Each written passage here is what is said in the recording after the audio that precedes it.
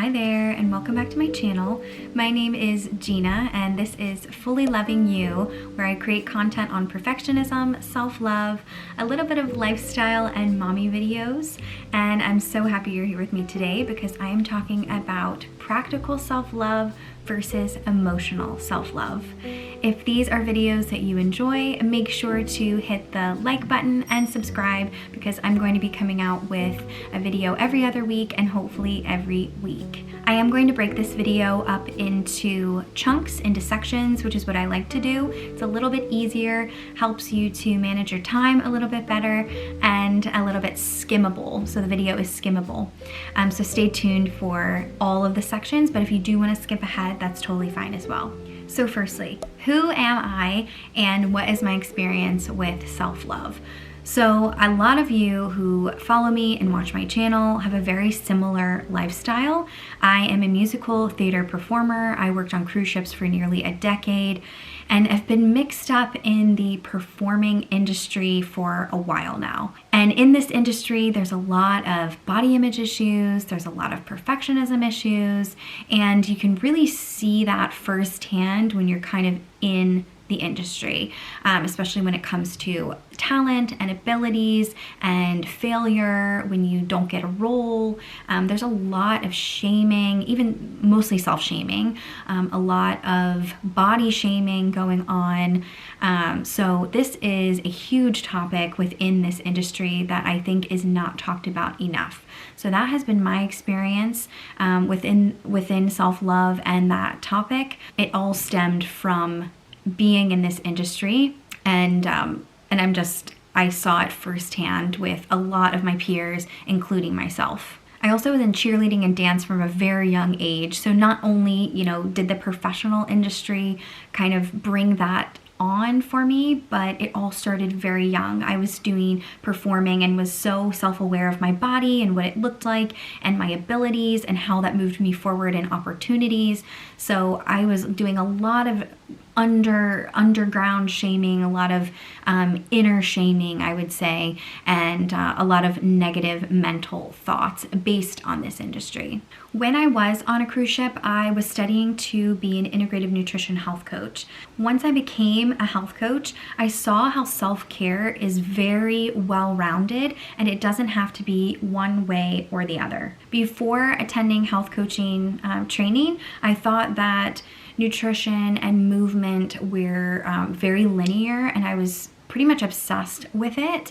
And then after I became a health coach, I saw that there's so many more avenues when it comes to self-love and self-care, which I'll talk about later on in the video. My awareness of this also helped with my perfectionism. So I wasn't scared of failure. I was embracing more imperfections, and that brought on a whole new level of mental well-being for me. And where I am today, I wanted to share this knowledge with as many people that I can find that are struggling with perfectionism and maybe body image issues or low confidence, low self-esteem, because we are victims to our culture completely. And yes, I was in this industry that highlighted those things in our culture, but if you are not a performer and if you didn't have the life that I did, this can still be an issue for you because our culture tells us that we're not enough, that we need to live up to unrealistic expectations.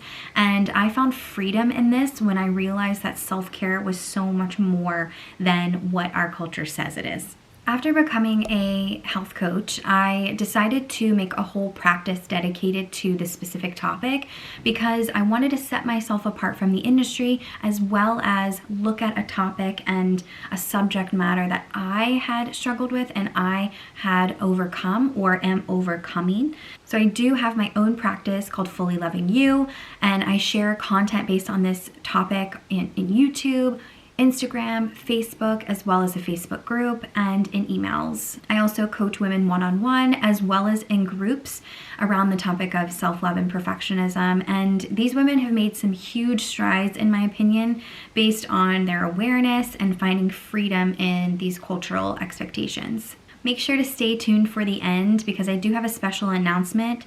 I have something coming down the line in the next couple weeks that I hope you'll join me for. So let's get on to the juicy topic, self-love. why it matters, and why it matters especially to the perfectionist. Perfectionists are huge critics of their own abilities and talents. So when they fail at something, they feel a humongous amount of shame, self-shame, and it affects their self-worth. And when they feel that it affects their self-worth, they avoid them. So they're going around life avoiding failures constantly, making sure they always are appearing perfect. So when it comes to self-love, they are putting a huge amount of shame on their own abilities when they aren't exceeding or meeting either their high expectations or culture's high expectations. Right now in our culture, self-love is incredibly critical because you're actually going against what our culture is brainwashing us to think and pushing us to think, which is you are not enough. You do not have enough. You don't have a good enough body. You need to be working towards something outside of yourself because who you are right now is not enough, essentially. Not enough for you, not enough for your partner, not enough for your career. So they're always pushing you to be more than who you are, which is great, but they're doing it with a sense of like shame. They're putting shame on you and guilt and making you feel bad about your choices and bad about your own body. And essentially that's to sell products. So instilling self-love is going against the grain, going against what we're told in the media and in the world, everything we watch, all the advertisements that we see. When we accept who we are, which is essentially self-love, that is going against what they're saying. And the opposite of this, self-shame, self-hate, this can completely change the quality of your life and the positivity you bring to the world and how you view the world. And it can completely change the trajectory. This can completely change the trajectory of your life. To summarize, self-love is critical, is important. Everyone should be experiencing this, and it doesn't have to be what we assume it is, which is bubble baths and face masks. I do want to break down the topics of emotional and practical self-love. So first, I want to talk about emotional self-love. When I look at the old Google definition, it says, emotional self-love is to become aware of and identify what you are feeling and then allow yourself to lean into those feelings in a way that honors yourself and your emotions. Essentially, emotional literacy. So being aware of your emotions, leaning into your emotions, not avoiding them, and accepting them, basically. Allowing us to flow through them and honor them and doing something in a way that respects your feelings and emotions. They think it is a lot of woo-woo, hippy-dippy, meditation, yoga retreats, things like that. And yes, to an extent, it is. But emotional literacy can be, some examples could be mindfulness, yes, meditation, it could be therapy, counseling, journaling. All of these things could help you become more aware of your emotions. It could also be coaching. It could be talking to someone that you trust. It could also be setting boundaries with toxic relationships. All of these things combined can really improve emotional well-being and emotional self-love. You're giving yourself the permission to feel those emotions through speaking to someone else or getting them out on paper, or really whatever form of emotional de-stress you need. Emotional self-love is one of the biggest topics that is talked about around self-love. When I Google, when I research, that is the number one thing that pops up most of the time, is really taking care of that emotional side of yourself. And it's very important to practice because if you suppress those emotions, if you avoid them, it could bring on more self-sabotaging activities, which include, I have some information here, alcohol, drug abuse, physical self-harm. It could bring on bullying other people, revenge on other people, depression, anxiety, isolation, relationship issues. The list goes on, jealousy, eating disorders, body image issues, and low self-esteem, etc., etc.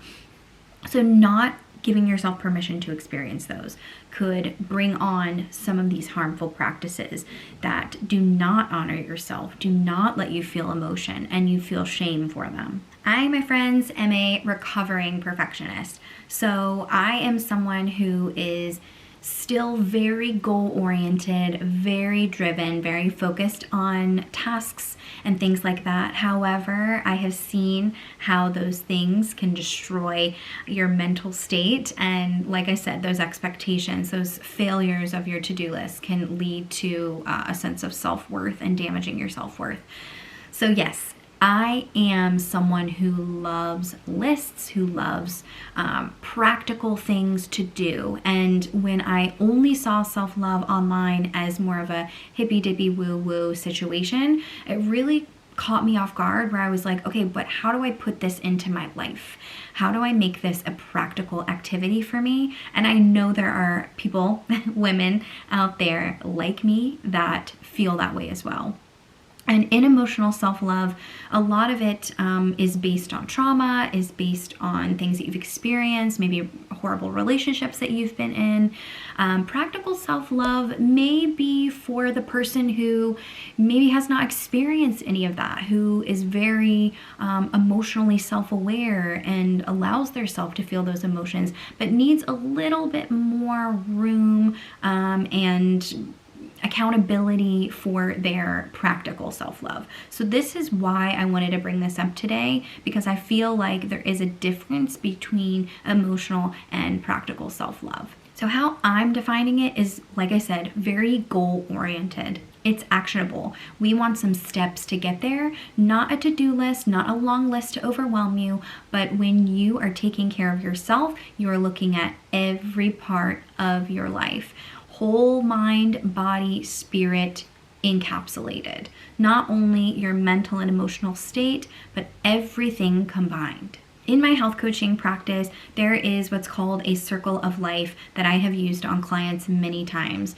And it's rating yourself in all different categories of your life to kind of catapult you into some focus areas that maybe you're struggling with. And I love this because not only does it focus on nutrition and movement, but also your mind, your spirituality, some finances, career, education, physical activity, home cooking. I'm just listing them out here. Home environment, relationships, social life, joy, spirituality, creativity. These are all things that are so connected. And I love that it, touches on all of these things instead of just thinking self-love is within your mind, within your emotions and your heart. It is definitely taking care of your money. It's definitely taking care of your career and where you want to be for half of your life, and how you're making money, or what you're doing in the kitchen, how you're living in your home. These are practical elements that you sometimes can't get from a therapy session, for example. I am a self-love and perfectionism coach, but I started as an integrative nutrition health coach. So I love all of the elements in this way, that it all connects together. And we always focus on the outside of the body. Our culture is so focused on the thinness, the bigness, the aesthetics of our bodies. And no matter how small or large or round or straight your body is, I think we also need to be focusing on the inside of the body. And this is also a form of practical self-love, the inside of the body. And they're very future focused. Goal-oriented, practical self-love is future focused. Who do I want to be 10 years from now, 20 years from now? What do I need to do today to make me become the person that I want to be down the line? And it's not that instant gratification, who I want to be right now, these instant pleasures that we always see around us. It is not about that. It's more about creating practical activities and things that you want to do for yourself that are sustainable, and not so much focused on external motivations. So an inner motivation, an internal motivation to do these things for yourself. And some examples of things inside of the body Could be nutrition. It could be good good relationships with food. It could be plant focused, not abusing harmful substances, supplements, the origin and preparation of your meals, and also for movement, I have down muscle building for longevity, flexibility, which helps with your heart and your blood, as well as cardiovascular health. These are practical. These are practical self-love activities. And it doesn't have to be complicated. It can be simple. These practical self-love activities can be whatever you want it to be, whatever you need, but it's not just focused on the mind, it's focused on the whole body.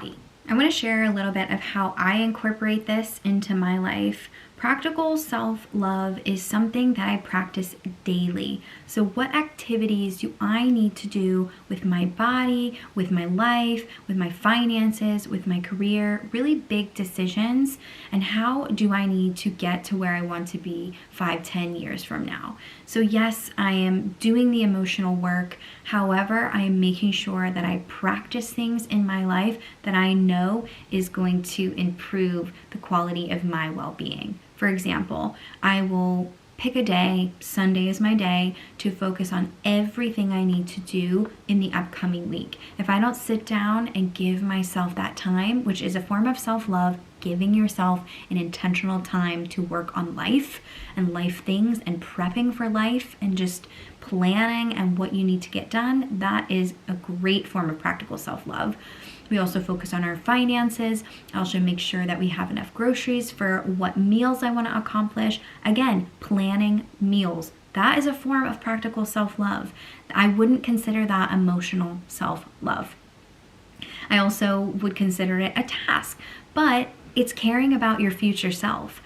How am I going to be when I get to Wednesday and I don't have the groceries that I need and I don't know what I'm eating for dinner and I have a toddler yelling at me? Like I'm thinking about that Wednesday night, 5 o'clock, Jeanna. Who do I want to be then? And how do I want to do something for myself now to give myself the de-stress later? And lastly, I want to talk about the importance of having both in your life. Yes, there is one that is more woo-woo and one that is more actionable, for sure. But I think you need both in your life to really be successful and care so much about yourself and who you want to be in the future. These practical elements that I'm talking about, we can do tasks and we can add on to our to-do list and do busy work and things like that. But it can go but so far if we're not reflecting on our life and digging into the why behind these actions. And on the flip side, emotional self-love can go but so far. Emotional literacy will always benefit self-love for sure.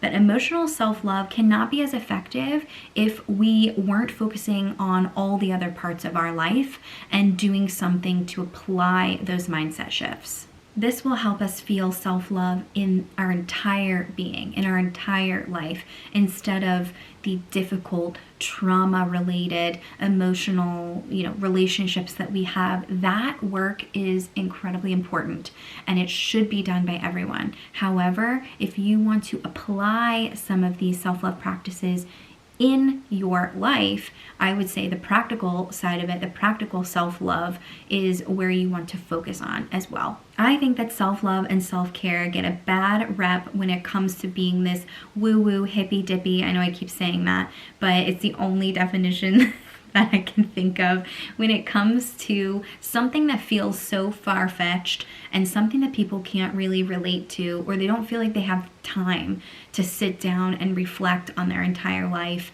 and really dig into the emotions. And we avoid our emotions, we do, and many of us have been doing it for a long time. So I encourage you to do that work. However, if you are not the kind of person to do the meditation in the morning and sit down and journal and have the time for that, and are a busy mom like I am for sure, this is when I really benefited from the practical self-love as well. So this may be you may be thinking, ugh, gosh, another video about self-love and perfectionism, and I can't relate to this, and I want something that I can do right now. Yes, I agree with you. You want to do things. You want to make these self-love practices very practical and realistic in your life. And This is why I created this video. But I also want to stress that the emotional side of it and the reflection is just as critical. Now, I do have a special announcement for you. This month, I will be bringing back my 5-day self-love challenge for the 3rd year in a row. So if you haven't done it yet, feel free to sign up in the link down below. It is an email-based / Facebook group 5-day challenge, and you need to be in both to experience the fullness of the challenge. You'll be receiving an email every day for those 5 days, and you'll also get some connection, questions, and some lives in the Facebook group. So if you are wanting to take some of these practical self-love elements that I talked about today and apply them in a theme-based day challenge, then I would definitely consider signing up. We also do a little bit of reflecting, a little bit of that emotional side, so you do get both elements in the challenge. If you are seeing this in the future, make sure to also sign up for my newsletter. That way you won't miss any updates and you can sign up for it in the years to come. I also have the Self-Love Sisterhood group, and there's also a link down below for that. Well, I hope you enjoyed this video today and you benefited from this video and learned something new in regards to what self-love is and the cliche topic that we see around in our culture. It is more than what they say it is. It can be practical and you can instill it in your life with some easy lifestyle changes. So I hope you enjoyed this video. Make sure to like and subscribe, and I will see you in the next one. Bye.